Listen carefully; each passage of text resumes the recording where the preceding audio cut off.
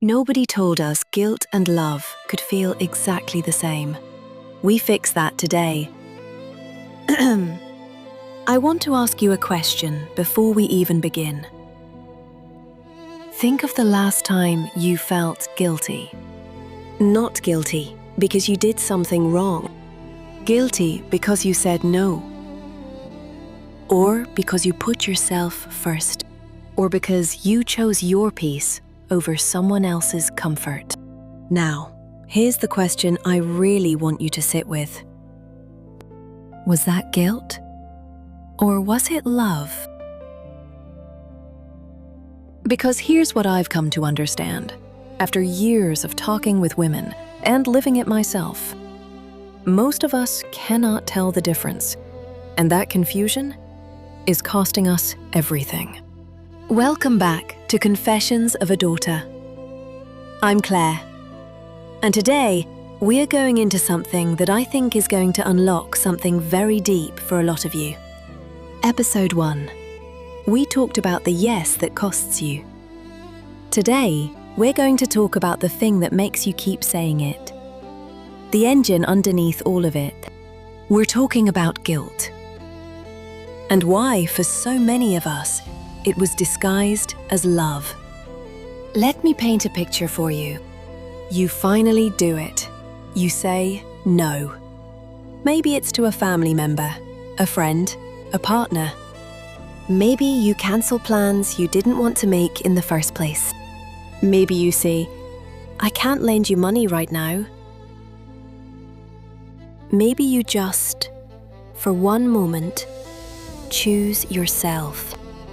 And instead of feeling relief, you feel sick. Your chest is tight.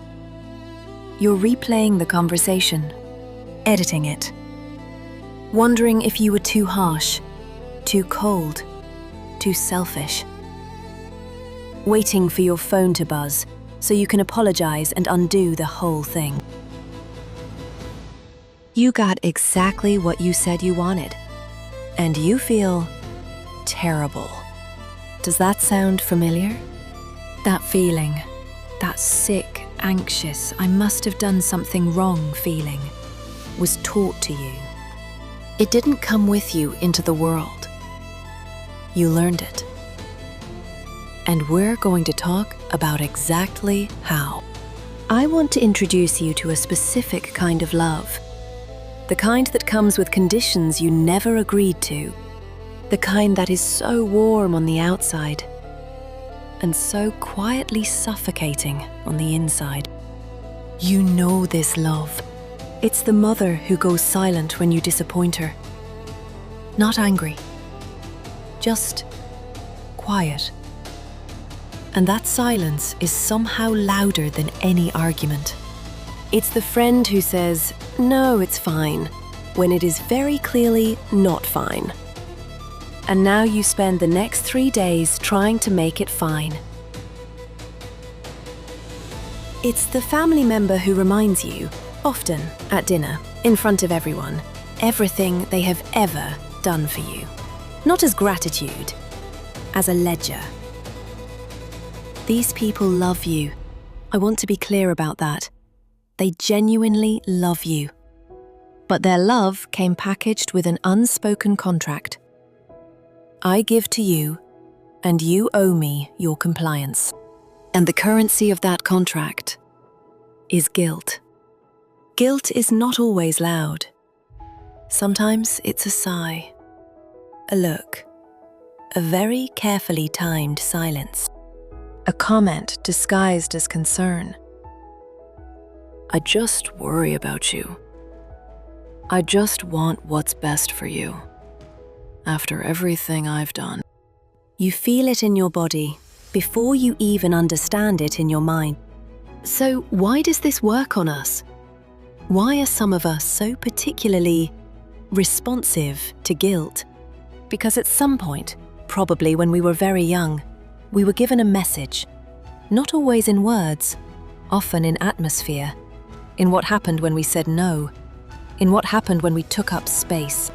The message was, your needs make people unhappy, and it is your job to keep people happy. So we learned to read the room before we read ourselves. We became tiny emotional detectives, scanning faces, adjusting our behavior, shrinking, performing, all so that the people around us would remain comfortable. And every time we succeeded, every time we swallowed the no and said yes, and the mood lifted and everything was fine, we were rewarded. With warmth, with approval, with love. So our nervous system made a very logical conclusion. Your yes keeps you safe. Your no brings danger. And now you're an adult. And that wiring is still running in the background of every decision you make. I had a conversation with a woman. I'll call her Diana. Diana was in her early 40s, sharp, warm, deeply self-aware. And she told me something that stopped me completely. She said, "I don't feel guilt when I do something wrong. I feel guilt when someone else is unhappy."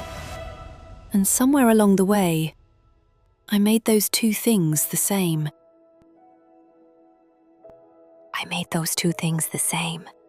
If someone in your life is unhappy, that does not mean you have done something wrong. Read that again. Someone being unhappy with you is not evidence that you have done something wrong. But if you were raised to be responsible for other people's emotional states, it will feel exactly like that. So how do we tell the difference between guilt that is telling us something true and guilt that is just an old alarm going off for no reason? Here is the distinction that changed everything for me. Conscience speaks once. Guilt loops. Conscience is quiet. It says, "That wasn't kind. You should make that right." And then, when you've made it right, it lets go. How about guilt that was planted by someone else? It doesn't let go. It escalates. It follows you into the shower. It wakes you up at 3 a.m.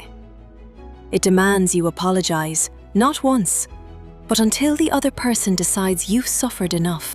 Conscience is between you and your values. Guilt, the kind we're talking about today, is between you and someone else's comfort. Here is something I want you to try this week. When you feel that guilt rising, that sick, anxious, I need to fix this feeling, ask yourself one question. Did I actually do something wrong? Or did I just do something that someone didn't like? Those are not the same thing. They have never been the same thing. But for many of us, they feel identical. And for the younger women listening, if you're in your teens, I want to speak directly to you for a moment. You are at the age where guilt is going to be used as a tool against you. By friends, by people you date, maybe even by family. And it will feel like love. If you cared about me, you would. After everything I've done for you, you're being so selfish. Let me give you a sentence you can keep. Love does not need you to feel guilty in order to work. Sit with that. Love does not need you to feel guilty in order to work. Anyone who requires your guilt as proof of your love is not asking for your love. They are asking for your compliance. And those are very, very different things. Here is what shifts when you understand this. And I want to be honest with you. It doesn't shift all at once. It's more like a slow turning of light. You start to notice the guilt before it swallows you. You start to create a small gap between the feeling and the action. You stop apologizing for things that don't require an apology. And perhaps most importantly, you stop confusing someone's disappointment in you with your failure to be a good person. Those two things are not the same. You can be a kind, loving, generous person and still disappoint people. Frequently, and it will still be okay. Because here is the truth that lives at the center of all of this. A life built to avoid other people's disappointment is not a life. It's a performance. And you are so much more than your ability to keep people comfortable. Your mother, if she carried this too, was probably never told that. Her mother before her probably never told. Down the line it went. This guilt dressed up as duty, this compliance dressed up as virtue. You get to be the one who sees it for what it is. Not perfectly, not without stumbling. But today, even just naming it is the beginning of something real. So here is what I want you to sit with this week.